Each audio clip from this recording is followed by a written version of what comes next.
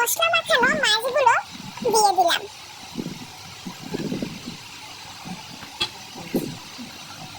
আবারও উপরে কিছু তেল দিলাম, তারপর দিলাম কিছু ধনে পাতা। আর এখন এই কলা পাতাটাকে ভালো করে বেঁধে নেব যাতে মশলাগুলো বাইরের দিকে না বেরিয়ে আসে।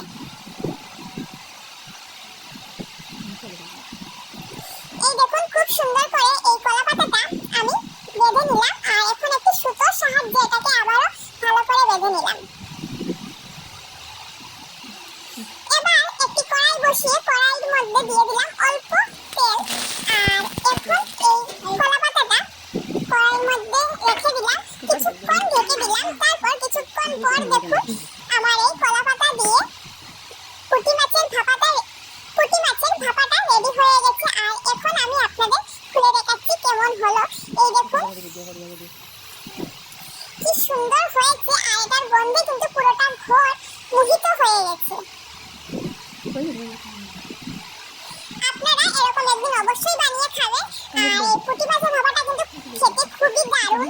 তো এই দেখুন পুঁটি মাছের ভাপা রেডি।